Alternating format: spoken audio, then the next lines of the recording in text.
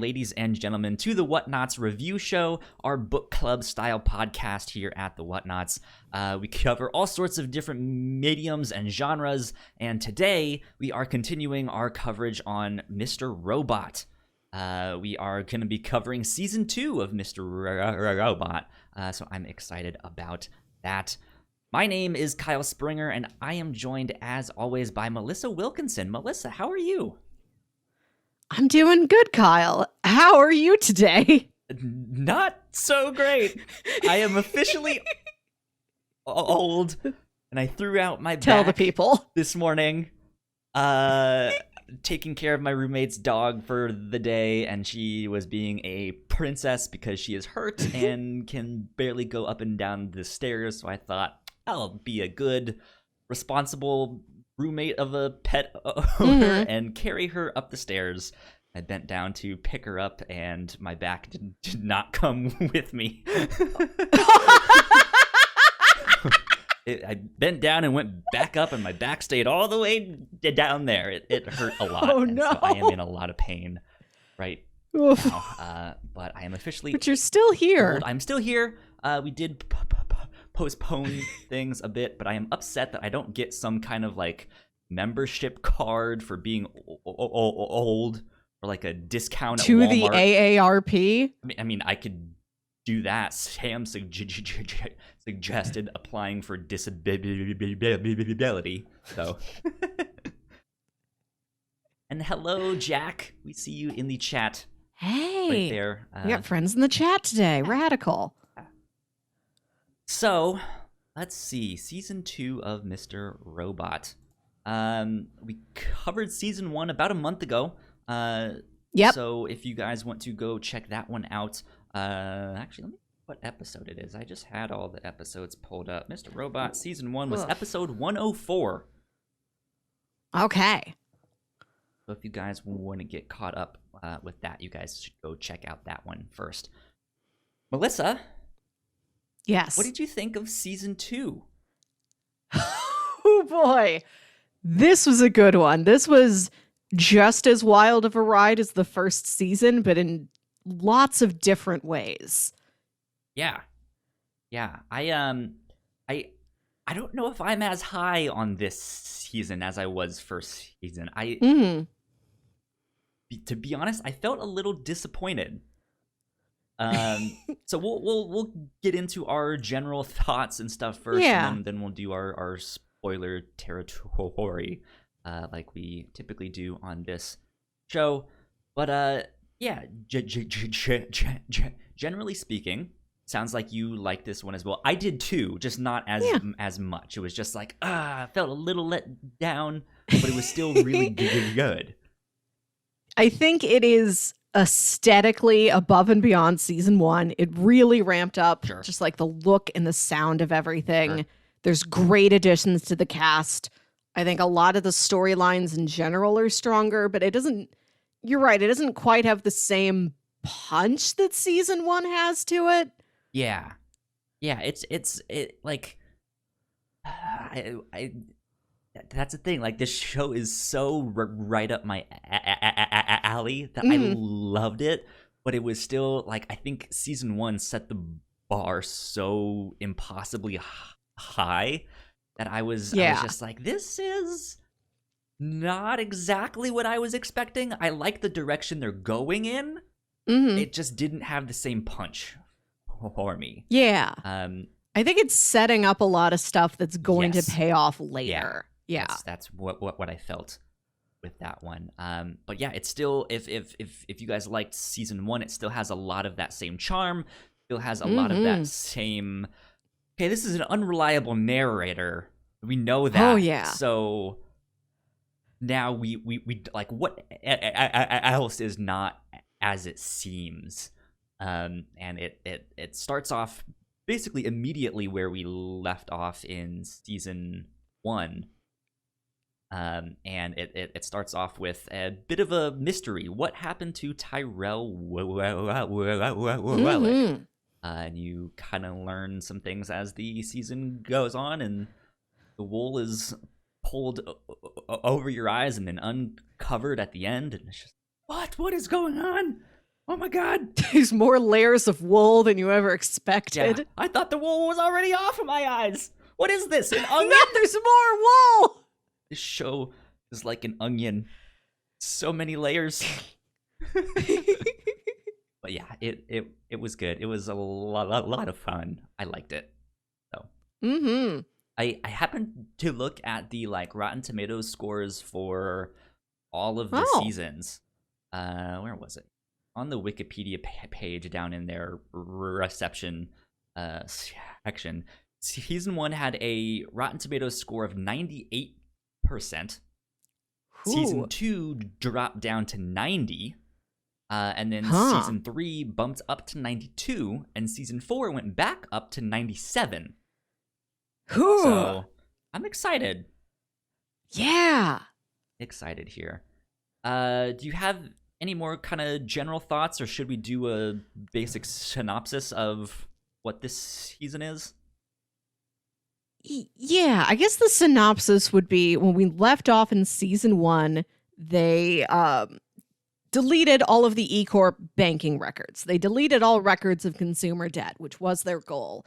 And so the whole world is in chaos, and Elliot has blacked out from this, and he wakes up like 3 days later. He doesn't know what he did. He's trying to put everything together, and the last thing he knew, he was with Tyrell Wellick, and now nobody knows where Tyrell is, but Mr. Robot knows, and he's trying to get Mr. Robot to tell him. Yeah. So when season 2 starts, he's kind of sequestered himself away. He's like, I need to check out from all of this. He's like staying with his mom. He's like, I just get up. I go to the diner with my friend. I watch a pickup basketball game. I do the dishes. I write in a journal. I go to bed. Like, he's like, I'm shutting myself off from everything. I need to reset. And he's trying to beat Mr. Robot, trying to win control over his own psyche. Yeah. So he's up to that. And then Darlene's heading up all the F Society activities, continuing this fight against E-Corp.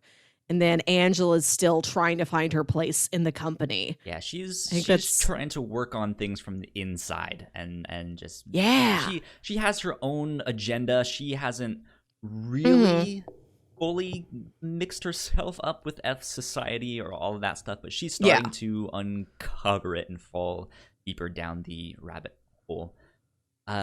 Jack says that she felt the same, but that seasons 3 and 4 are a return to form. So, nice. I am very excited to see what happens down the road.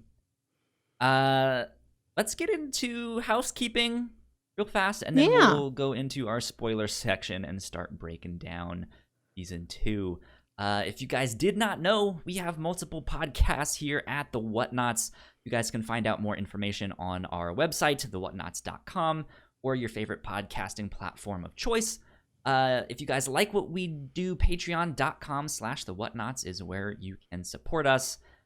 We just put up a Patreon exclusive episode of the Reactor Core, which is one of our other podcasts, in which you and I, Melissa, are reacting to movie trailers from the 90s. Yeah. And that was a lot of fun. We're doing 2 more episodes of that. Yes. For 2000s and 2010s trailers, just studying how trailers have changed throughout our lifetime and looking at trailers that, regardless of the quality of the movie, are really good on their own as the art form that a trailer is. Yep, indeed. So be on the lookout for those in the coming months as well. Now that I have my new computer, we should also get back to the last Captain's Log exclusive that we had planned, which was a Jackbox Party Pack night. So be on the lookout for that as well. We will start planning that and get that squared away too.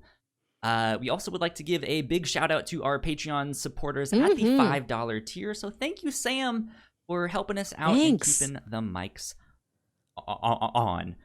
The last thing I do want to mention, I'll give a special shout out to Jack here in the chat. We do live stream these episodes of the review show to all of our patrons at any tier. So if you guys want to come check out the live streams and be in the chat just like Jack, you guys can join us for that. We post the link in our Discord channel, which you guys can join at thewhatnauts.com/Discord. There you go. Or if you're a Patreon supporter, it should send you a link. Be like, you have special Discord privileges now. So yeah, there is all of that. House has been kept. So let's move on to spoilers. Works, dude. I'm so excited about my new computer. Everything is working. I feel like I should become a hacker now. Like I have a computer that works. You have a black hoodie. Yeah. I'm a big It's mostly fan what you need, I think. V for Vendetta. I love Mr. Robot. Right? Now, how big and terrified can you make your eyes? Because I think that's also a requirement. There you go. that was me staring wide-eyed into my camera. I don't know what is happening. That's it. That's the show. Yeah. And that's Mr. Robot. Thanks, everyone. We'll see you guys next time. You could do a master cut of just Rami Malek looking bewildered and terrified, and it would be the length of a full episode. I want to see a YouTube video of someone cutting back and forth from Rami in this show and just a deer in headlights, and it just goes back and forth like they're staring at one another. It'll be so great. So great. Okay, let's see. We are officially in spoiler territory. Yeah. Where do you want to start? So, yeah, I kind of do want to start with the fact that I was a little disappointed with this. That again, just to be clear, I still really love this show. I thought this was phenomenal. But I really felt like nothing happened in this season. Or not much. It was a lot of them preparing, and just like let's figure out what happened in those 3 days that I was knocked out and don't remember stuff. We end up finding out that basically everything we saw this season didn't really happen, and so it's also one of those things where like you're led to believe one thing. And then it wasn't that one thing, but it's not just like, oh, you're my sister and I forgot. It's like, no, everything that happened did not happen as you thought it did. Yeah, it happened just with a different veneer over it. So I said that Elliot has been staying with his mom. He sort of sectioned himself off there from everything.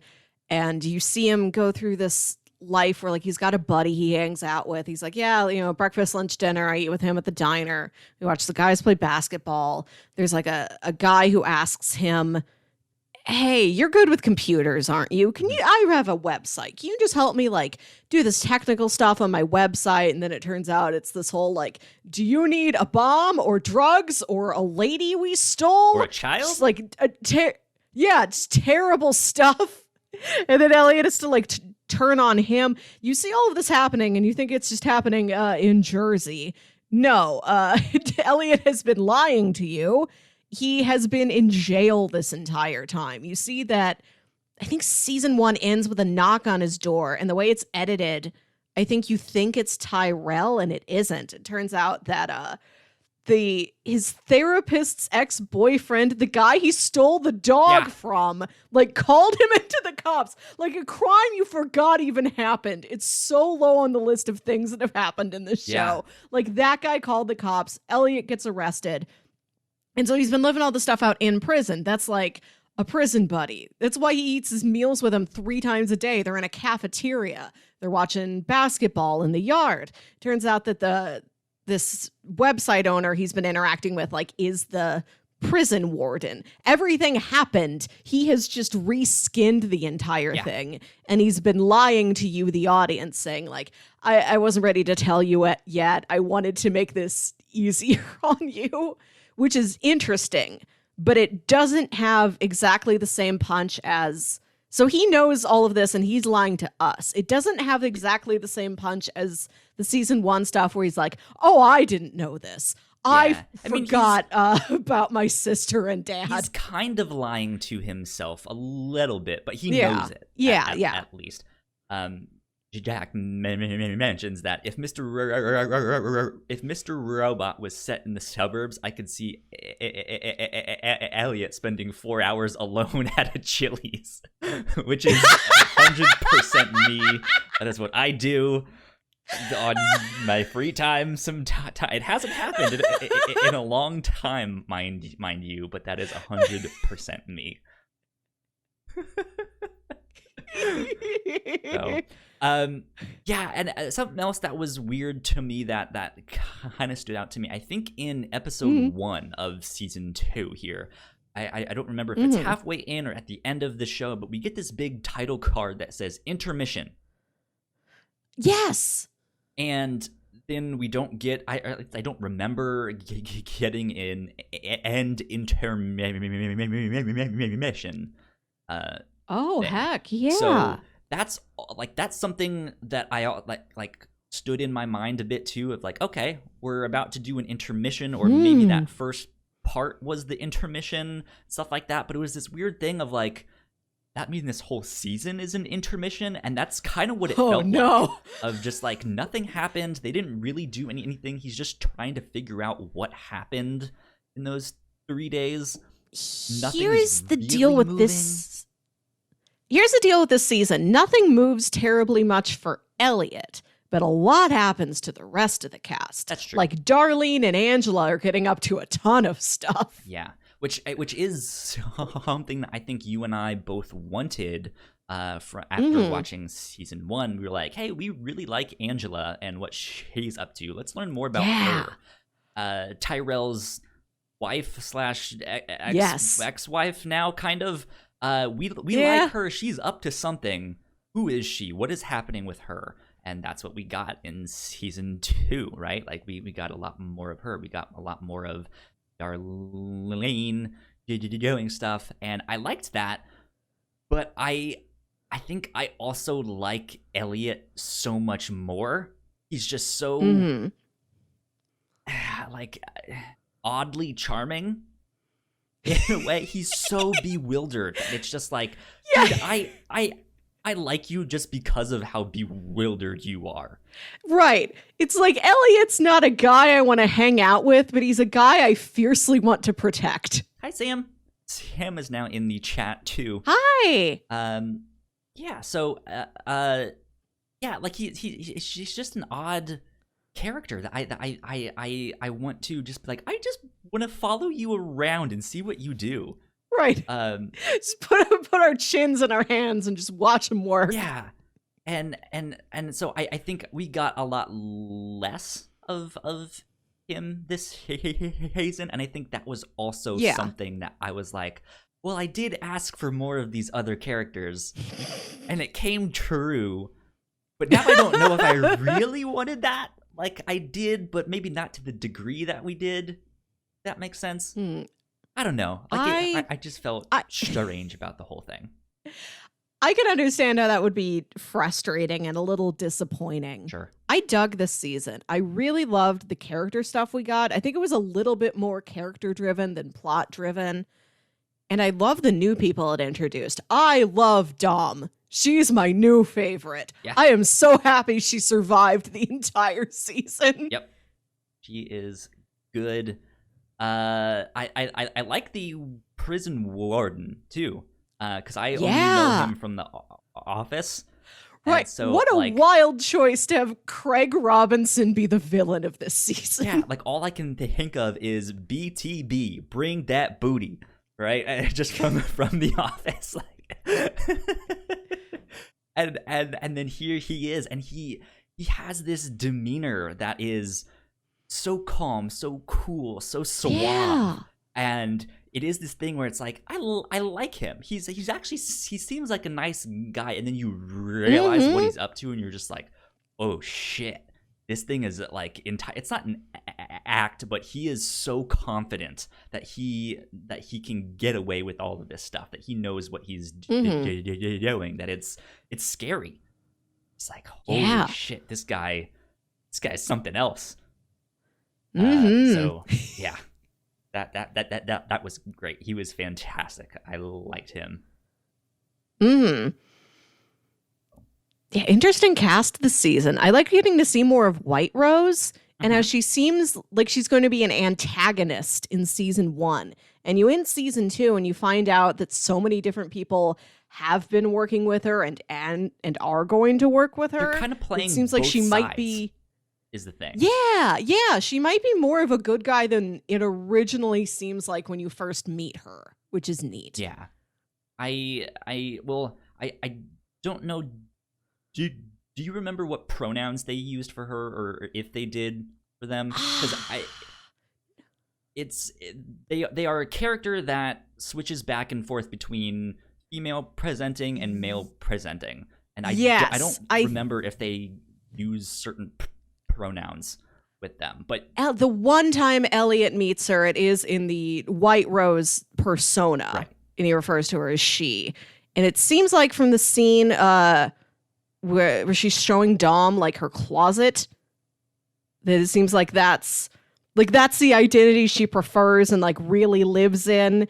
And the businessman portion of it, I don't even remember that name. They said it a couple times. I didn't write it down. That's just like, this is like a forward, this is just a business facing identity I need to use to like keep getting ahead in the world. But in my private life, this is who I am, and this is what I really identify as. Past lit. Main. I was recurring. Edie Wong as White Rose, a trans woman, cyber terrorist, and head of the Dark Army. White Rose also operates as Ji Zhang, China's Minister of State Security. Real high ranking. Yeah, that was also a neat thing to play with, because if you stay for after the post-credit scene for season 1, like a movie, every season ends with a post-credit scene, which is a nightmare to try and get to watching these on Amazon Prime, because the second the credits start, it's trying to get you into the next episode. I spent like 10 minutes just trying to like go back to the episode and like fast forward and get like midway through the credits. So I've skipped past the point where the Prime tries to kick me to the next episode. It's real troublesome. It makes me just want to buy the whole thing on disc. So when I go to the next episode is my own choice. Yeah. But yeah, you see, what's that name again? Didn't write it down. Ji Zhang. ZHI space ZHANG. So you see Ji Zhang in the post-credit scene for season 1, and you find out, oh, that's White Rose. This is this other identity, who's this like businessman who's talking to like Philip Price, and you don't know like exactly who they are, what their position is, how they know Philip Price. So to find out, it's like, oh, you're a high-ranking government official. You're a real string puller. Yeah. Like, that's such an advanced thing to be. I like that in every aspect of life, White Rose is such an absolute power player. Yeah. It's gonna be fascinating, because I love Biddy Wong. He's a terrific actor. But yeah, like I still don't know what his character is up to. Like because you start to think one thing, and then they turn around and start talking to someone else, and it's like, it sounds like you're helping them now.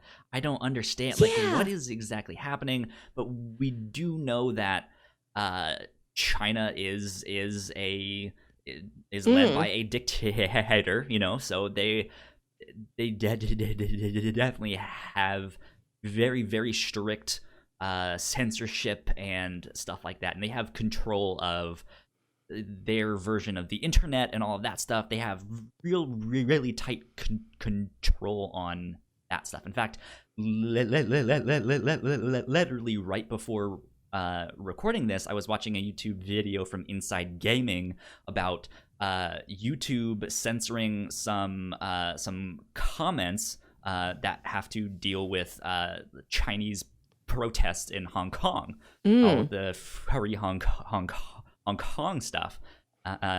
And yeah, it was just like to see that, and then to come here and talk about this stuff of like, here is this like high-ranking official who is also this hacker and is this like he like is the head of dark army. It's like, holy shit, this is some crazy stuff. So much is going on with this one person. Yeah. White Rose is neat almost as a mirror to Elliot, where you are operating under two names, two identities, kind of. And like all of them are doing so much. Yeah. You're operating on so many different levels, no matter where you turn. One of my favorite sequences this season is in like the second to last episode where Angela gets kidnapped and she's in the back of that van and they take her to this suburban house. Yeah. And then she's put in this weird room.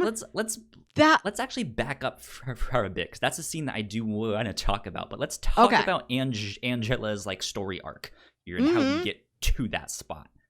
So we know that Angela is now trying to make moves from the inside.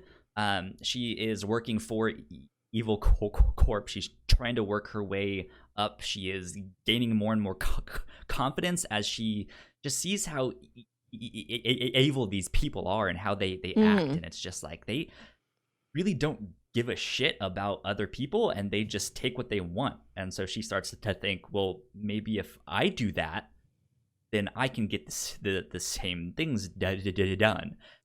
And since she's kind of new, they don't work exactly the way she wants, but she's getting there, right? She's starting to ruffle some feathers and stuff like that. And it turns out that so she's trying to get this like certain stipulation dropped on some lawsuit that has been happening, which is the same one that she's been fighting against, that the one that killed her mom. And if she can get rid of that stipulation, it will hurt some of the people, but she can continue to like do further work and get these people out, that she wants to kind of get out of Evil Corp and ruin their lives and stuff like that. So she's starting to ruffle some feathers, and like you said, eventually she gets kidnapped and taken to this suburban house, and it ends up becoming this like Twin Peaks style. Yes. I just like I loved it. I was like, this is amazing. Right. It's such a great. It's a type of weird that the show has not given to us before. It's got all these odd details to it. It starts with the van, like there's like two hench people in the front of this van driving her around, and she's like falling asleep, or I forget if she's waking up or if the scene just cuts to this and it's like, oh, we've waken up in the scene. The car stereo is playing the Davy Crockett song very quietly. Davy Crockett. This is the wildest choice. And they're in this beautiful like suburban house. Looks like it. They walk by the living room and it's got this like leather couch. It looks like it's from the 80s. There's this hallway full of family photos, but there's like a post-it note over everyone's faces. Yeah. And then she's led into this room that is painted. It's covered entirely with black wood paneling. It's got these 3 skylights in it. That's the only light in the room. And then it's got an aquarium. An aquarium with one huge fish in it. Yeah. One big koi fish. And then a desk with a Commodore 64 and like a rotary phone and a copy of the book Lolita. And then this little girl comes in, and the little girl's wearing this like very crisp sort of like little suit, and she's got her hair in a ponytail. And for a second I thought this is a young Angela. That's like what she's I thought hallucinating too. Yeah. Right, because that's the same style Angela's had this season. She's wearing all these crisp business suits, and she always has her hair in this really Right. sleek ponytail. But no, it's just like some other little girl who comes in and so boots up the Commodore 64 and loads up a text-based adventure game. And Angela has to answer all these weird questions like, do you cry during sex? Do you think you're a giraffe or a seagull? And Angela has to like play the game and answer these questions. And then the girl leaves and is like, I'll be back with your test results. And then later White Rose came in and is like, okay, so this is the deal. Yeah. Like, this is all something White Rose set up, and that's why it's so random. Oh, the only decoration in the room besides the fish tank is an old-fashioned kitten on the branch hang in there poster.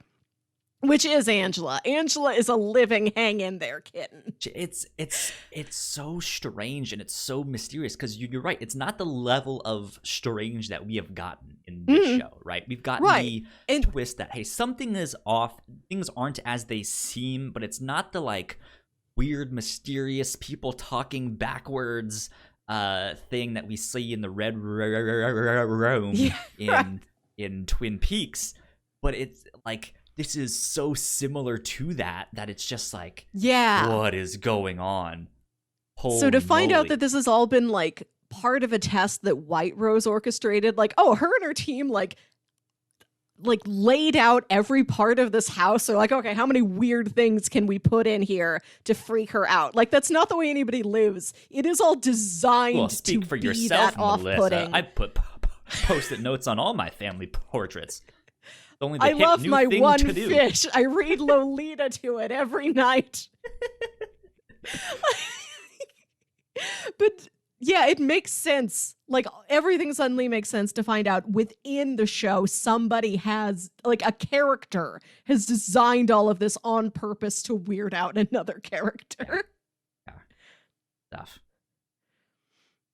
I still don't know what's going to happen with her, because we do see one or two scenes where Angela kind of comes more and more into contact with F Society, and there is one scene in particular where she is there, and I forget the guy's name, but it's the guy that now I forget her name too. Darlene Cisco? is Cisco. That's his name, I think. Where he walks in, and the only time that their paths had crossed before was when he was on the street being like, yo, check out my mixtape, soundcloud.com/whatever the fuck this is. And that is the disc that Angela eventually put into Allsafe to do that. So we know that he's a low-ranking member of the Dark Army. But they've never crossed paths since then. And so he walks in and she's just like, this fucking bitch. God damn. Right. And part of, like, Ollie put the CD in his computer, and like the CD, like it was hacked to like turn the webcam on, and like the computer was coincidentally like across the room from the shower, bathroom. Yeah. Right. Yeah. So he's like, as part of this scheme, not because he wanted them, just because he wanted blackmail material. There's like photos of Angela walking around the apartment naked or in a towel. So it's also this look of, oh, you have seen me naked because you hacked a computer. Yeah. And he's like, oh, I did see you naked for blackmail reasons. Yes. Well, we're all on the same side, right? Now, yes. I like that we got that look, and then we just sort of moved on. Like both of them are like, great scene. I can't deal with this right now. It's a great scene. We have other stuff to do. We're coming back to the blackmail later, and then they get busy, and Cisco dies, and they don't. Yeah. But I still don't know what they're gonna do with her. Of what's gonna happen. Is she gonna turn tail and join the ranks of E-Corp? Because we don't know, because she has her own agenda, like we mentioned. She's kind of helping F Society here and there every now and then, but she's still doing her own thing. And I'm wondering if they're gonna get to a point where the stuff that F Society is doing is going to be an obstacle for Angela to continue to take down Evil Corp in the way that she wants to. Yeah. Yeah. The neat thing about Angela this season is that she's trying to play the game. Like, she's trying to play the game of, like, rising up the ranks in this shady conglomerate. Whenever a guy hits on her, she tries to, like, turn it back on him. Like that FBI agent when she's, like, walking through that floor of the building. He's like, you want to get drinks? And she, like, you see her, like, be weirded out for a second, and then her face just, like, changes. Like, no, I've got a strategy for this. And she slides into the smooth, like, well, I'm kind of busy this week. Maybe tomorrow. Like she's trying to play the same game everybody else is trying to play on her.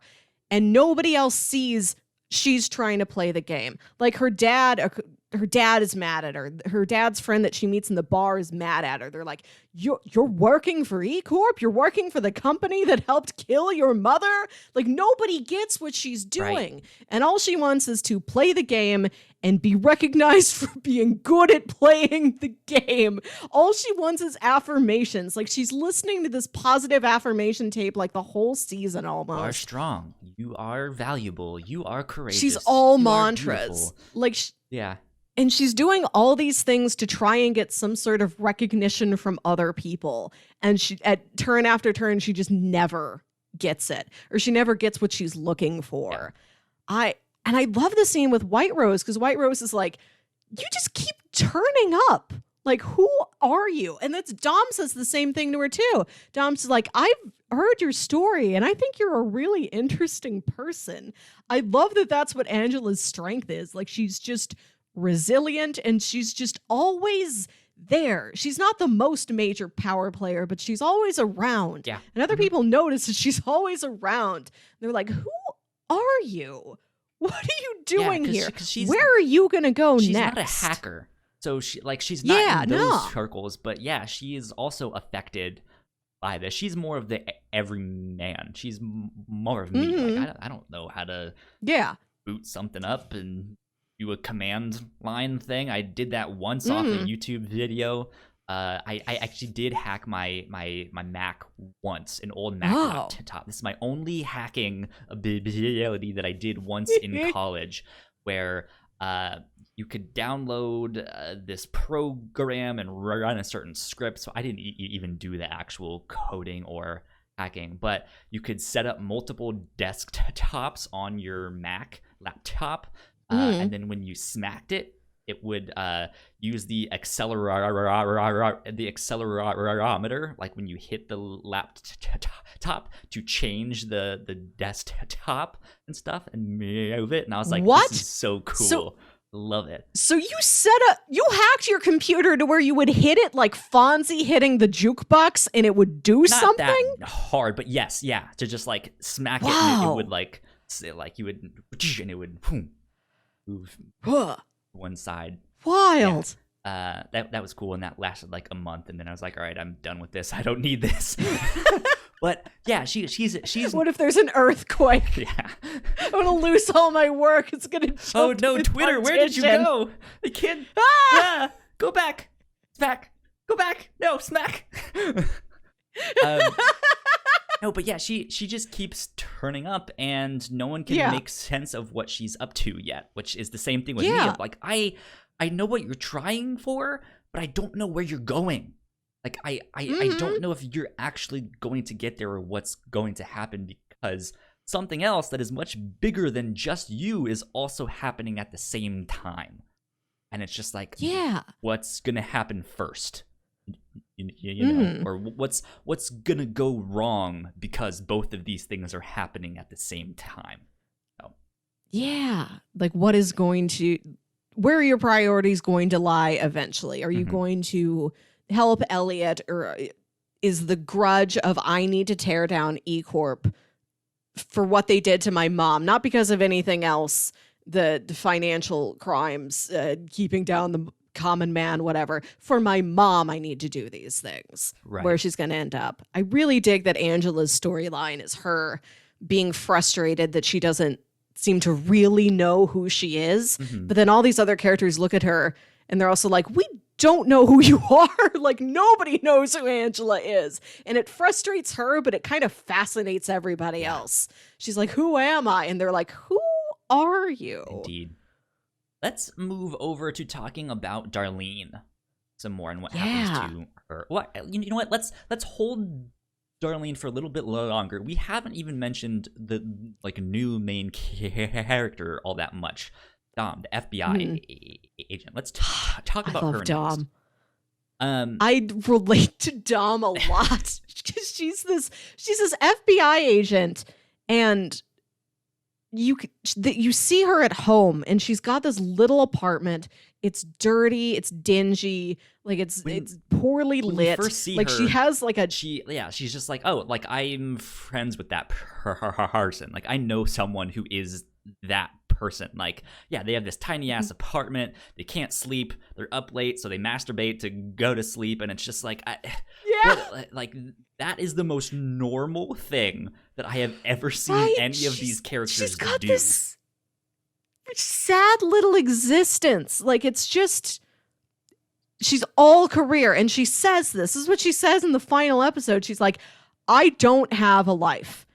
And I liked getting that being painted so deliberately and beautifully, that she is an amazing agent. She's a really great investigator. She's one of the most honest and pure characters in the entire show. There's like no duplicity to her. Mm-hmm. She genuinely wants to help people. She's so dedicated and so passionate about what she's doing.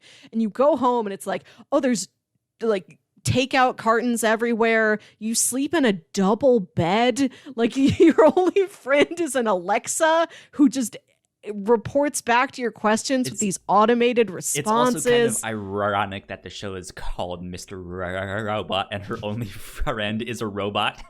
Right? I loved the introduction of Dom. Yeah. And I love the twist at the end where, so Darlene in F Society was spent the whole season like trying to keep the mission going of like, okay, the actions of 5-9, like that's just the beginning. We've got more stuff we need to do. We need to make sure like E-Corp does not get back on its feet. So they're trying all these things. Caveat, 5-9 is what they have called these that first initial E-Corp hack. It happened on 5-9, just like 9/11 happened on 9/11. And 4th of July happens during this season. It's amazing that all of this has happened over like a couple months. Yeah. It's so slow. So F Society is still trying to do action. You know, they've got further plans beyond the initial hack. They've got more they need to do, and they're trying to like outrun any kind of suspicion, like keep their identities secret. And like Darlene she kills a lady. She kills a lady to hide her face, to make sure nobody's identity gets out there. And then at the end, Dom leads her into that room with like the big whiteboard. The FBI has known the entire time. Yeah. They've just been playing a slow game. They've just not been letting on. They've been acting like they are still trying to find suspects. And she leads Darlene to this board. Everything is mapped out. They've got everything. They're like a big circle around like Elliot. It also seems like they know all of the players. They know what's happening, but they don't know the players' plans. And they don't necessarily have enough concrete evidence to actually be like, you did this, we can now convict you of the stuff. It's just like, we know you did it, but we can't prove it yet. Right. Or like, we know you did something, but specifically what? Like, who did what part? We're still figuring it out. Yeah. But what I liked about Dom was that we didn't see her in season 1. I am a huge crime story fan, detective noir, all that stuff. Like I love that stuff. And usually you get it from the perspective of the detective. There's a couple shows out there that give you the perspective of the criminal. But there's very few that wait an entire season to introduce you to the, like, okay, let's now let's get the law enforcement involved. And I really liked that. That felt new to me. That was fresh. It was just like, oh yeah, like we didn't see what the cops thought about this or what the FBI thought, and here they are. And so now we're kind of playing catch up to the FBI and where they're at. And yeah, by the end of this season, we find out they know basically everything, or at least they think that they do, and they don't have Elliot, and they don't have Tyrell, who they know are like the main two people here. So they're just like, we are just waiting and biding our time and trying to figure out who White Rose is, and I don't know. Yeah, and like they think Tyrell was one of the major players, and he wasn't. I think that's interesting that like 5-9 was partially blamed on Tyrell, but that was like before he really got involved with anything like that. He's one of the key orchestrators of Phase 2. Everything post 5-9, he seems to really have his hands in there. But 5-9 itself, he wasn't a part of. And I kind of like that there's that... Yeah. The public is confused about that they think it was all his fault, and he's like the most wanted man in the world. Yeah. I'm wondering, again, similar to Angela, I don't know where they're going with Dom's character yet, because I feel like they've made her one of the most sympathetic characters. Yes. Of just like, you can relate to this person. You are more like her than you are anyone else in this show here. And so like you kind of want to root for her, but at the same time you're probably also like, yeah, hack the planet, do all, yeah, down with the corporations, fuck capitalism. And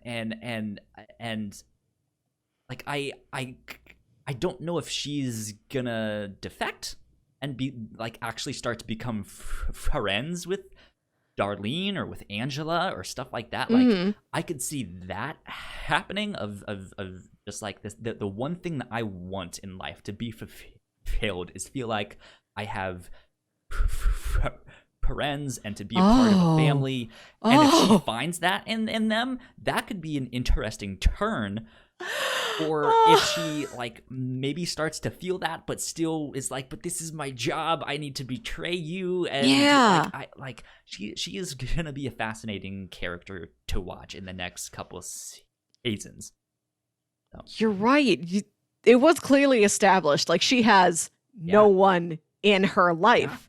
And if she is getting closer to these people in terms of investigating them, and she is very sympathetic towards them, she's very kind. You can see it's not a ploy. She legitimately relates to and cares about these people, and like wants to treat them well, and wants to kind of be on their side and work with them. Like, no, I'm not. Yeah, I'm saying this as another human being, another caring human being, not just as a law enforcement officer. It is going to be so much easier for you if you confess, legitimately. Let me talk with you. Let's work through this together. Like, you're right, to see those people, if they are going to become her friends, if at the end of this, like, Darlene is her best friend, she's like side with Darlene instead of the law. Wow. Another neat thing about Dom is that she has not crossed paths. Darlene could steal her bacon. It'd be a great scene. They could be talking about Seinfeld. Lots of great diner scenes in this season. Another neat thing about Dom is that she has not crossed paths with Elliot yet. So we don't have Elliot's monologue telling us what to think about Dom. Yeah. She's removed from that, which is neat that we get to come to our own conclusions about her. Indeed. Like we don't have Elliot kind of coloring our perspective of who she is, as opposed to the way he's kind of introduced us to the rest of the cast. Yeah. So let's go back to Darlene now. You mentioned that she murdered someone to keep their identities safe. She is kind of taking interim control of F society while Elliot is in jail, or Yeah. thinking that he's at his mom's house. Yeah, at mom's. I for some weird reason I'm thinking of that song "In My Father's House," like that who's saying that in my father's. God damn it! What song is that? I heard it all the time when I was. I don't know what you're talking about. Oh well, but so yeah, like she's trying to take control of F society, but she's not necessarily the leader that they need her to be. She doesn't really want to be that, but she's trying to hold things together. She ends up murdering someone who happens to be one of the like top execs of the E-Corp. So in a ways, it's kind of what they want to do. They want to like sow seeds of chaos and all of that stuff to help bring Evil Corp down. She also has this personal vendetta against that character specifically because she remembers when she was 4 years old, she saw the trial of the like E-Corp stuff, and E-Corp got off, and this character was laughing in the midst of all of this. She was in the back in the courtroom. When she's telling that story about being kidnapped from Coney Island, she says she's 5, and she says that was like there was the dad's idea to take them all to Coney Island. And I think when she said she was 4, she's watching the trial against E-Corp for what they did. Did she say that their dad was already dead by then, or just that he was sick by then? I was wondering if this is like an inconsistently like. Because Coney Island was that's where Elliot had that whole memory of in season 1. Remember when he gets pushed off of the balcony? Yeah, that happens in modern day, but he has memories of being at Coney Island with his dad in season 1. That's kind of why they're there, if I'm not mistaken. So I'm assuming that was the same trip or the same time. Right? The father is still alive. Like yeah, okay. Because we also get this scene this season where he tells Elliot that he is sick, and he's older by a couple years, I think, than Darlene. We don't really see Darlene he's the older super one, young, but it's one of the, like I think it was just that he's sick. Their mom just passed away, or all this stuff had started to go down with family. So. Okay, I couldn't remember if at the time of that trial if their dad was already dead or not. Because I was wondering if that was just if I forgot something, if like the script was like, oh no. Right, yeah. If like it was just an inconsistently like, oh, that can't happen when she's 4 if this happens when she's 5, or if it was deliberately like they're putting more vagaries into the storyline, just like more little instances of, is that right? Are you remembering that correctly? Are you telling us the right thing? Like more on a much smaller level than Elliot, just like unreliable narrator elements. Yeah. So what a story that is. What was that? The story of her getting kidnapped from Coney Island when she's 5 by this like old woman who just wants a child, and then Darlene's like kind of into it, like, oh, I'm getting swept away from my life that I don't like. Princess. What's this other life I'm going to? Oh, I like this house. I like this bed. This woman seems like she might be nice. I hope I'm still here in the morning when I wake up. And I am, and then the police come and take me back to my house. Like, that's to have something that big happen to you and have that be an anecdote you tell at the end of season 2. It's not a part of your character setup at all. Yeah. That's powerful. That's how much is going on in the show that like, oh, I got kidnapped once. It's like a one scene element. Yeah. Yeah. So I liked what they did with her, because we do get a lot more of that arc where she kind of ends up digging her grave a little bit deeper when she murders this woman. Again, also on the Wikipedia page, when it's talking about the influences for this show, Mm-hmm. one of the things they mention is Breaking Bad for this story arc of this whole Yeah. show. And yeah, like I think in season 2 I can really start to see that, especially because Breaking Bad to me is just this is a show that over 6 seasons they just dig themselves deeper and deeper and Yeah. deeper into their own graves, and it's just wild to see them be like, they just murdered someone. Holy shit! How are they gonna get away with this? Time to dissolve them. I can't only do know a it. few things about Breaking Bad. I know he dissolves someone. Yeah. And he throws a pizza on the roof. Yeah, good scene. But yeah, like I like what they're doing with her character, because she Mm-hmm. is so loyal to Elliot. Yes. Which is what she says after she tells the kidnapping story. She was like, the one thing that I missed in that life was that I didn't have him. And so, yeah, I'm wondering if down the road something might happen to her, and she might be the little bit of spoiler alert here for Breaking Bad, but she might be the Jesse of the whole bunch. She might be the one that kind of ends up making it out alive. Who knows? Oh, but like is just so worn down and broken by the end of it that she is just like, I hate this. I hate everything about what we do. That could be an interesting thing.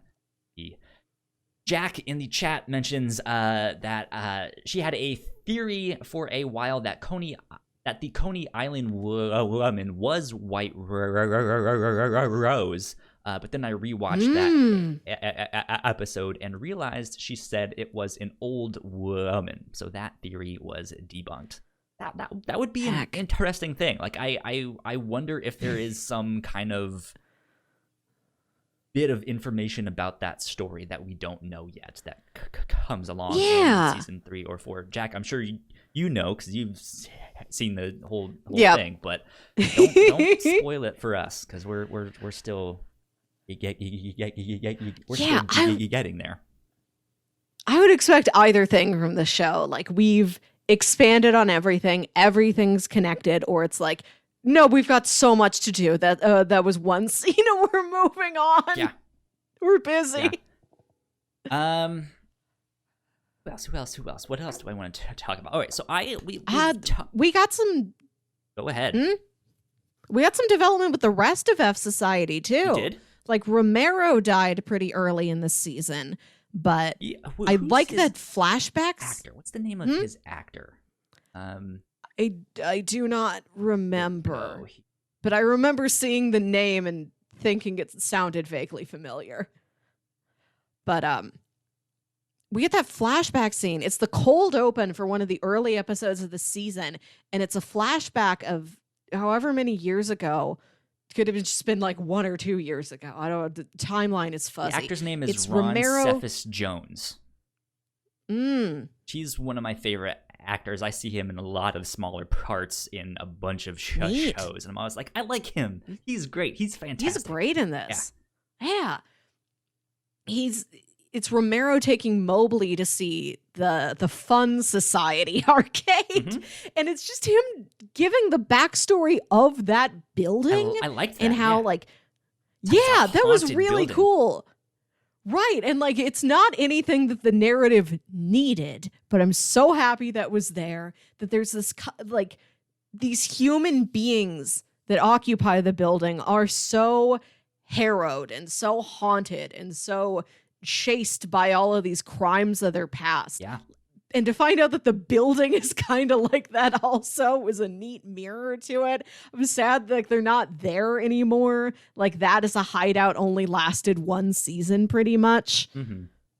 Yeah, and we still don't know what happened to Trenton yet. No, we do. Didn't you? Well, did you stay for the post credits? I did not. No. Okay, all right. So the post-credit scene. So earlier in the season, the heat is on F Society. The FBI is closing in on them, and Trenton and Mobley disappear. Right. And like you don't know where they went to. They've cut off communication. Like Darlene doesn't know, are they on radio silence, or are they in prison, or are they dead? I don't know. And they kind of want to find them, but they don't know like how to go about it, or if that should even be their priority at that time. So the post-credits scene for the season 2 finale, it is Trenton and Mobley under these other identities. They are Frederick and Tanya, and they are working at a Fry's electronics store. Do you remember on the captain's log, like 2 or 3 months ago, we were talking about Fry's Electronics? Yeah. And now they're basically like a Best Buy or a Circuit City or whatever, but the stores are preposterously themed. Yeah. Like this one is spaceship themed. This one is like underwater themed. This is at, I don't know which location in America it is, but it's at like an Aztec temple themed Fry's Electronics. Great. And it's the two of them like sitting at a like a little picnic table outside the store. Like they're in their little uniforms. They're on a break. They have their haircuts are different. Trenton's, I don't know if that's her hair or if she's wearing a wig or what. But they're in disguises, and she's kind of talking about like, you can tell she's using vague terms to be like essentially saying, we should track down where our friends are and find out what happened to them. It's also not clear where in the timeline this is. Sounds like it's a ways down the road because they have these new identities. They've already been hired as... No, but it seems... I think more time vanishes over the last couple episodes of season 2 than you think. Because I think at some point somebody mentions they've been missing for a month. And I'm like, when has a month occurred? Yeah, I'll have to go back and watch that because I missed that bit. Yeah, but like she's essentially saying like we should go find our friends, and he's kind of saying like, no, I don't know if the time is right for that. Let's just sort of lay low here, like under all these metaphors and things. Gotcha. And then somebody walks up to their table and asks, "Hey, do you guys happen to have the time?" And it's Leon from prison. Interesting. Okay. Yeah. Leon, I think, was played by Joey Badass. The very memorable name. Yeah, and I think the fact of asking, do you have the time, is an allusion to White Rose, who we think is behind Leon and pulling all the strings. He's absolutely a member of the Dark Army there. But Leon, I think, was one of my favorite like smaller characters in this season. Just him waxing poetic on Seinfeld was great. I'm a huge Seinfeld fan, and that was like exactly it's like, yes, the show. He's like, there's a whole episode where they're just waiting for their table to get called, and it doesn't happen. They don't even eat, man. Like, right? And he's so confused. Which I guess is maybe just that like it's a how show the about nothing. season is. Yeah, so good. I dug Leon. I like what a loyal friend he was to Elliot. Like you find out, okay, you are. Yeah. Hey, you have Dark Army connections for me on Skype. Just FYI. Heck. Well, what do I do Mr. about it right now? Oh. Yeah, we are losing a bit of our connection. Well, I can hear you fine now, but you're frozen on the computer. I can see still. me. I think you're lagging still. Were we just gonna wait until I'm not lagging anymore? Yeah, I don't know what to do. I can't like smack my computer and it fixes it or something. I didn't do that hack. Let me see. Internet? No, it's not. I'm going to close that down.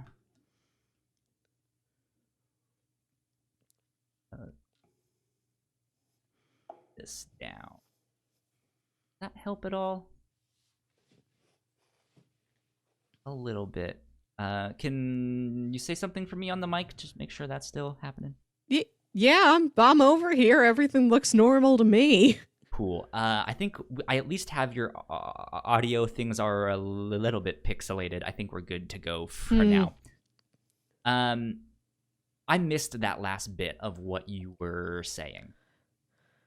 So you find out that Leon is a member of the Dark Army, and he's kind of assigned to watch over Elliot, but he's still a really good friend to him. Like, you can tell he likes Elliot of his own volition. Like, he wants to keep Elliot safe, not just because it's his mission to do so. Gotcha. Yeah. I also wouldn't put it past Trenton, and what's his name again? Mobley. Mobley. Yeah. I wouldn't put it past either of them to have gotten in contact with the Dark Army as they were escaping, because they are definitely someone that could set them up with a new identity and stuff like that. So I'm wondering if it's kind of a similar thing that Leon is kind of watching over them, or at least has been from a distance. I'm not sure. So we'll see. I would like Leon as the Dark Army's benevolent guardian of people that they are concerned about. Yeah. Good stuff. Next So thing I Kyle, wanted to talk about was actually the camera work, because that is something that I don't think we really talked about in season 1. Yeah. You had mentioned you thought aesthetically season 2 was, light years ahead of season 1. What made you think that?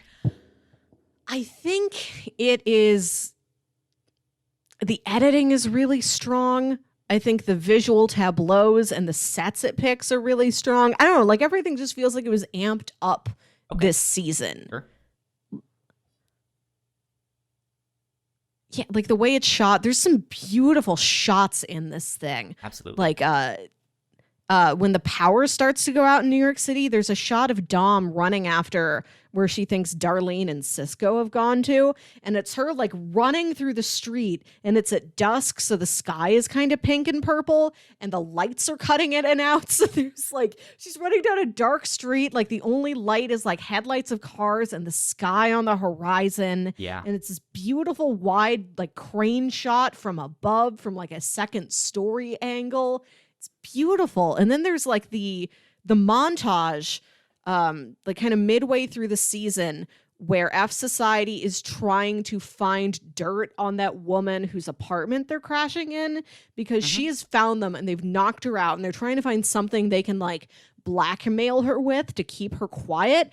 And it's this frantic scene of them like hacking everything that she has, like before she wakes up. And that's cut with Angela at a karaoke bar singing "Everybody Wants to Rule the World," and like the editing in between most, the two sad, storylines, depressed manner.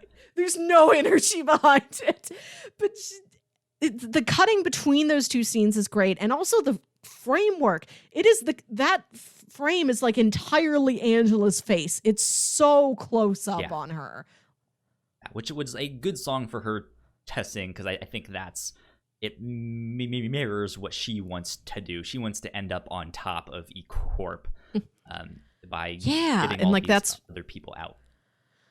And that's what she sees in other people. Like, she does not like that everybody wants to rule the world. But this is what she feels like she has to do, is to try and fight from the inside out.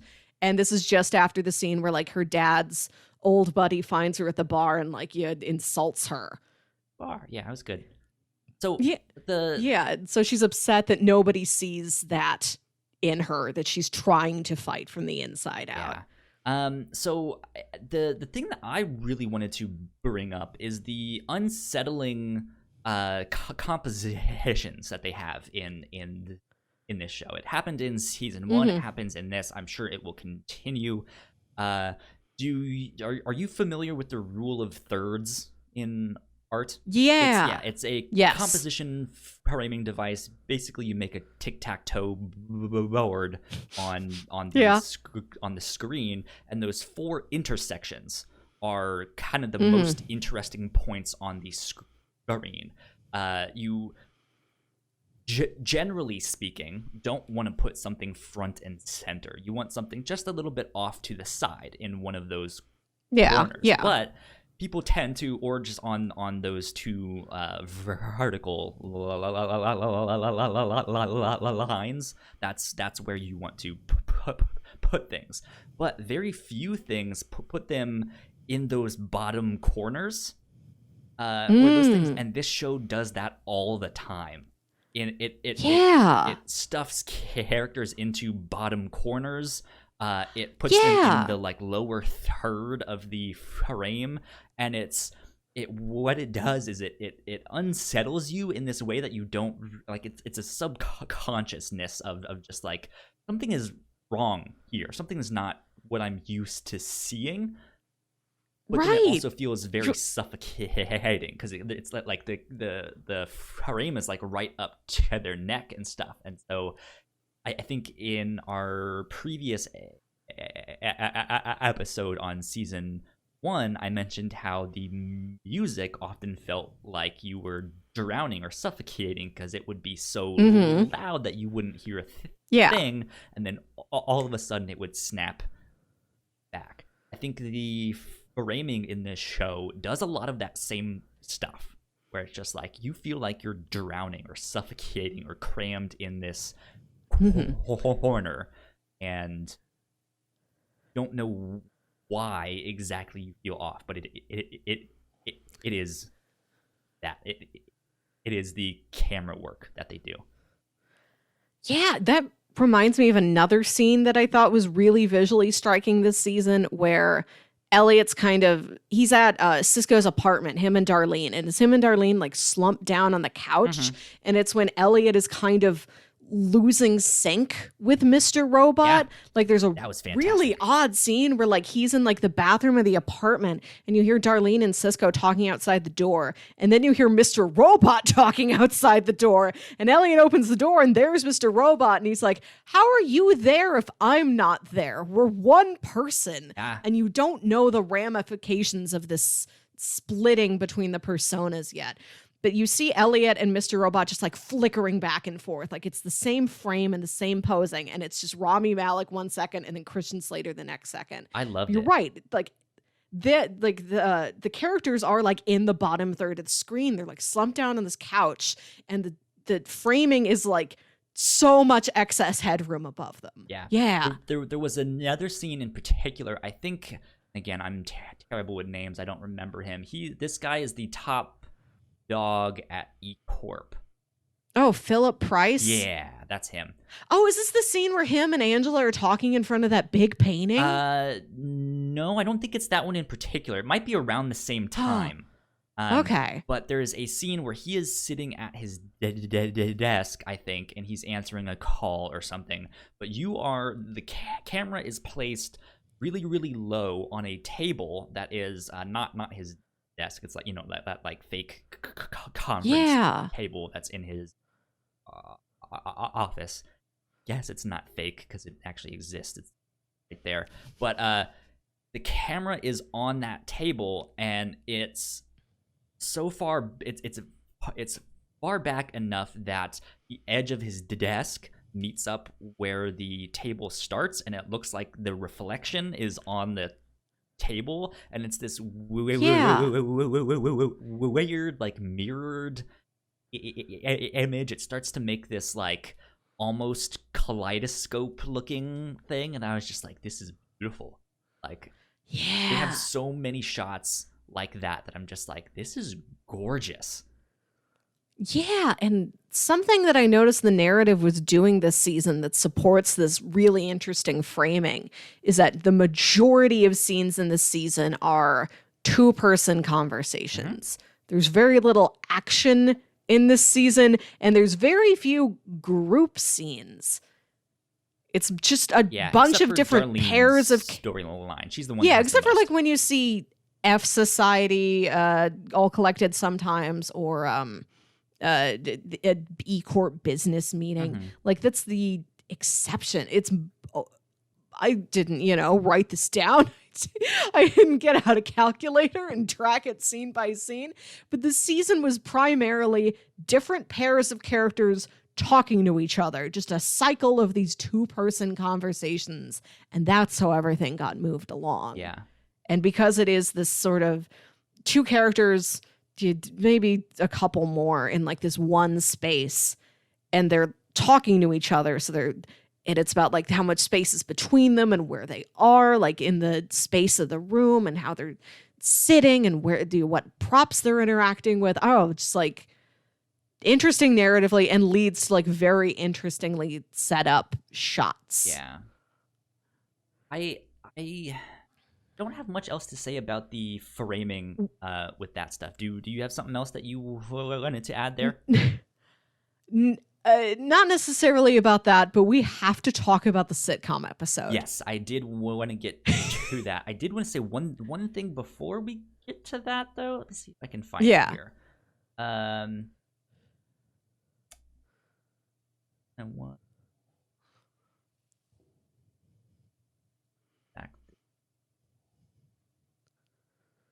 There we go. So here's someone we didn't see in season 2 that I was hoping we were going to get to see more of. I know that they will be in the show later on, but we didn't get to see Fernando Vera. That was Shayla's drug dealer who got put in jail. And he sounded like he met some important people. And he was just like, I know who you are now, Elliot. I know what I need to do. And then he vanished off in the night when he broke out. And we didn't get to see him this season. So I'm expecting him to come back in a major way in seasons 3 and 4. So yeah, I do kind of like that there is that other looming threat out there. I will say that I liked Shayla, but I think that plotline in season 1 might have been the weakest one, just because it felt sort of conventional. I thought it was fine. Like it wasn't. Yeah, it was a little fridgy, but not like it didn't happen in the first episode. But that is, well, I mean, it's also not his like emotional reason to do all of this stuff. But she did end up getting the short end of the stick. But I think it was more for us to realize that like. Elliot is starting to get into some things that is going to get some people hurt or killed, right? So. Yeah, the storyline just felt like it wasn't quite as unique as the other stuff that the show was doing. It felt like this would have been any drama storyline.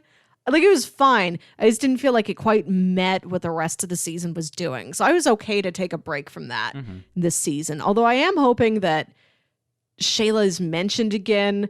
Like, Elliot is all hallucinations and memories and not being sure what is real. I'd like for Shayla to come back in some suspicious, dreamy way like that. That'd be fun. Yes, let's move on and let's talk about the sitcom episode, because that was one of the most bizarre things I've ever seen, and it sticks out like a sore thumb in this show too. It's wild. It's great though. I love that they start the episode with the way that USA's network logo would have been at that time. It's got the promo for like, it's Word Up Wednesday. Welcome to your family sitcom block. It starts with all of that. And then it's just, you find out that while Elliot is getting beat up in prison, that Mr. Robot has like created this little safe space. Fantasy for them to live in. Yeah, like there's a safe space for you to be. I have taken your consciousness out of being beat up. We're going to have a family sitcom right now. We're just in an episode of Full House or Step by Step. It's fascinating. It's not just like Alf. Right. Alf is literally in this. Alf, Gideon Goddard has already been killed at this point in the season, and then he's in this sitcom thing, and he dies again when Alf runs him over in a car. ridiculous. And if you noticed in the credits, when they're talking about Tyrell, they don't mention him as Tyrell. He's listed as man in the trunk. Special guest star man in trunk. I love him. I love him running out on the highway saying, "Help me, I'm a businessman." I do want to shout out in the chat, Jack mentions that the Mr. Robot VR experience gives you a bit more Elliot and Shayla interaction. Oh, so if you want a little bit more fun. info on that might be worth That's checking neat. out. So, yeah. Yeah, that is cool. But this whole thing was wild, and it was one of those things that, like, okay, I know this is not real. This is not happening. Like, he is making this up somehow. I don't know exactly why. He was just getting beat up, but you know, we don't know the exact details. And we eventually find those out. But yeah, I just the whole idea of he opens up the trunk and Tyrell Wellick is in there and being like, and they're just like, he has the like wide eyes, like, what is going on? And and then just like, oh, don't look in there. There's nothing to see in there. It's just luggage. It's just baggage, which is also a metaphor of just like, he is the baggage that I come with, right? And it like, it's just so wild. And the scene where he escapes and he's like hopping down the road and then runs into the green screen.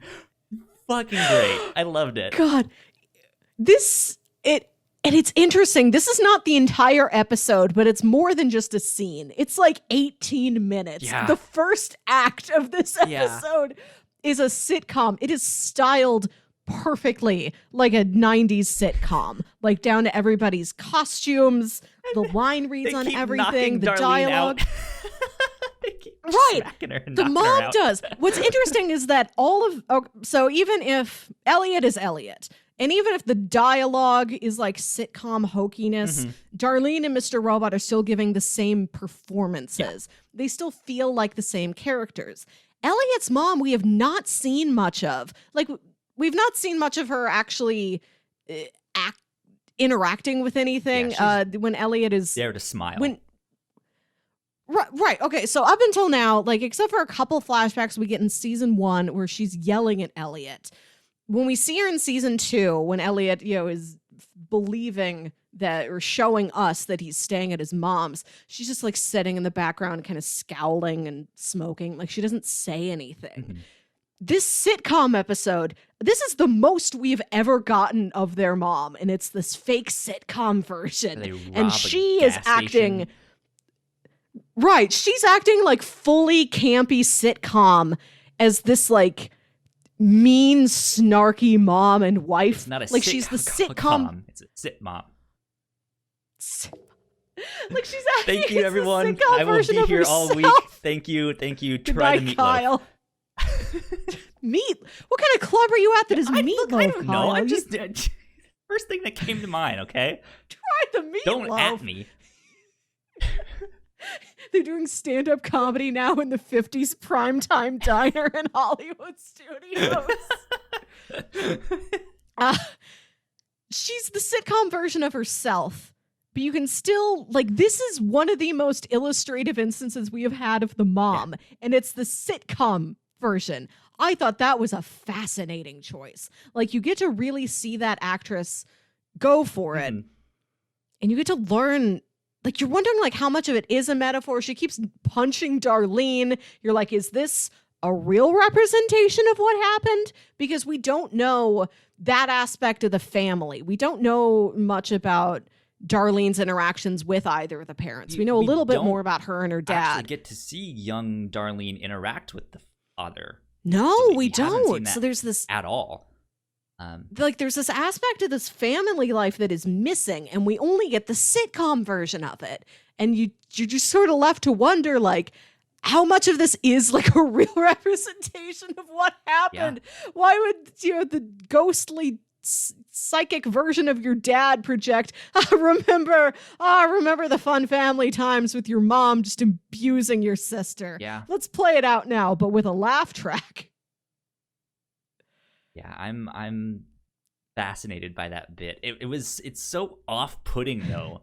Like we talked about the the framing being like subconsciously like something is just a little bit slightly off here at this. This is so overtly like everything is wrong here. This should not be happening, and it is so it in is your filmed face. entirely different. Yeah, it's filmed like I think in it's so 4:3 with the like VHS effect.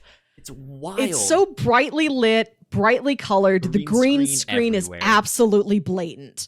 Like it's all rear screen projection when they're driving down the road. So bad. The set they go to is just like they go into an E-Corp gas station where Angela is working.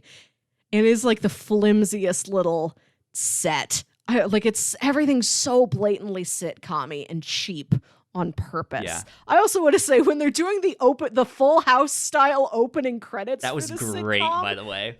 The cutaway to Angela at her mom's funeral, sobbing and trying to smile and pose for the camera at the same time. Portia Doubleday should get an Emmy for that 20 seconds alone. Yeah, she is in all it's brilliant. Black. Her makeup is all running, and she is like sobbing, but also trying to do the like trying to put a hand on her hip and see you there. So, you know, just the like. Gideon Goddard reading the newspaper where the headline is Gideon Goddard is dead, and he looks at the paper and he looks shocked, and then he looks at the camera and shrugs like, "What are you gonna do?" Yeah. It's so great. Like it's just yeah.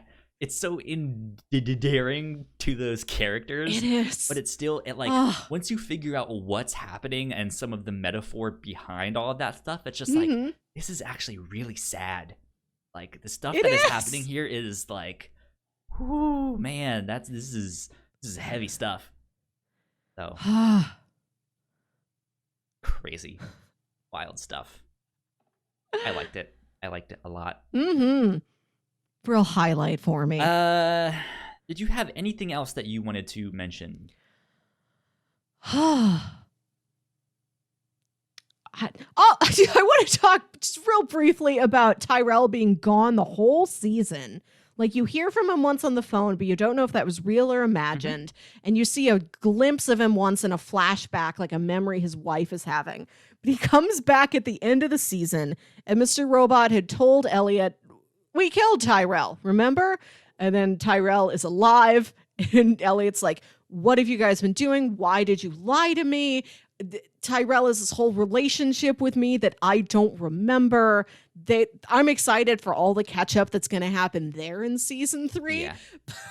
Like, Tyrell shoots Elliot because Elliot's saying, "No, I'm not going to enact the last part of the plan that you and..." finger quotes, did together. So at the end there, he's starting to think that maybe he did actually really kill Tyrell, and that and this is Tyrell like he sees right now is also like a fantasy. A new personality or something that he has. Oh my god, come up with, which is believable considering everything you've seen and known, but then he actually does shoot him, and so it's just like, this guy is real. Holy, what is happening? Yeah, yes, the season ends. Elliot is so confused. Elliot. And then he calls Angela about it, and he says, "I love him," and Angela says, "I love him too." Yeah, that part was weird. I was like, why would he say I mean, he does kind of have this like god complex, and Elliot is the one that kind of inspired him to take that on. So I can see why he would have a certain love for him, but it's still just, it's so weird. It's just like, this is you love him in a very strange way, my friend. Right? Jack was telling me about this. Like, I mentioned something to her about how, like, I think Tyrell's one of the most interesting characters on the show. It's like every Elliot how he's got all the says Jack in right. So he's telling her about how much I'm just intrigued by Tyrell, and she says, yeah, like there's a lot of shippers for the two of them online. And I thought, oh sure, this was like early season 1. I'm like, people ship anything. I see how on these couple interactions between these characters, a ship would come out of this. Okay. And we get to the end of season 2 and he's like, I love him. And I'm like, oh, he literally says this? We actually do it's this? No longer There's like evidence? Text. It is text. It is, right, exactly. I didn't know it was going to go this far. It's delightful. Oh, and all this happens like the episode after Elliot and Angela kiss. Yeah. I do have to say, I did like that scene. I really enjoyed that scene. That was really beautiful. I like that. I think I would kind of like to see them get together if there is kind of romantic stuff, but I don't think I need the romantic stuff in this show. But I like the initiative that he takes there, and actually is just like, I'm just gonna kiss her and console her because I know she is about to go off and do something that is gonna be incredibly difficult, and then I'm gonna go off and do my own thing. And he does, it's just like, that was a great scene, actually. It's sweet. I like how well-paced this show is, and that it is established through visuals that Elliot kind of has a thing for Angela, or at least they've been best friends for so long. She's the only type of partner he could imagine. Yeah. Whether it's like this sort of, yes, I actually love her, or this sort of childlike thing of, oh, well, I spend all my time with you and it's going to be like this forever, right? Is this love? Is this marriage? Yeah. It's us, right? Where else would we be? Like, you see this in the early season 1 episode where he's on drug withdrawals and he's hallucinating all these things, like real wild hallucinations. Like, you see the two of them dressed up for a wedding.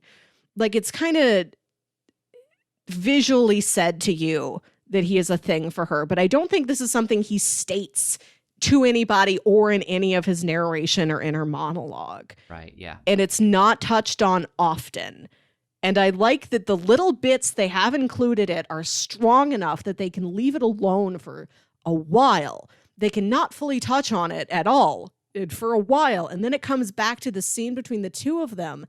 And like, again, there's no dialogue about this. And there's one line of the internal monologue, which is just him saying, like, I don't want to lose her or something like that. And they just hug each other. And then he goes in for a kiss and she kisses him back. And they like brush hands and then they both walk off the subway. It is really heartbreaking. Yeah. It's a fascinating scene. I liked it a lot. But I think that's kind of all I have to say about this season. Great one. I enjoyed it a lot, but yeah, I think overall it was slower paced. You mentioned you thought the show was really well paced. I think generally speaking it still is, but season 2 felt like it moved a lot slower. It slowed things down, but it was I think, like we mentioned at the start, it's gearing up so that I think season 3 will kick off with the major stuff. Yeah, lots of really interesting setup in this season. I'm looking forward to it. This next month is when we will be covering season 3 at the end of June. Yeah. The last Sunday in June is when we will be recording this. And it'll be out that following Wednesday. Everyone else. So I'm looking forward to diving into 3. Good. And next week on the show, because we already decided this at the end of last week's episode, next week we're going to be reading the Fantastic Four Masterworks, which is a collection of the first 10 original Fantastic Four comics from 1962 from Stan Lee and Jack Kirby. So the very the genesis of the Marvel universe. Indeed. We're going to go read that. I'm excited. Yeah. It's going to be interesting. I don't think we've read anything of Stan Lee's on the podcast No. before, or when it was me and Paul. I don't think we had read something from Stan Lee. But this, I think, will also be the oldest comics that we read on the show. I think Metropolis on the Whatnauts podcast was the oldest piece of media that we watched, because that's a film from like 1917 or something like that. So we watched that one. But we did in one of the early episodes of the review show watch the Joss Whedon version of Much Ado About Nothing, which is a modern film, but the script is directly from Shakespeare. Sure, yeah. Yeah. So that with an asterisk. That one slides in with a technicality.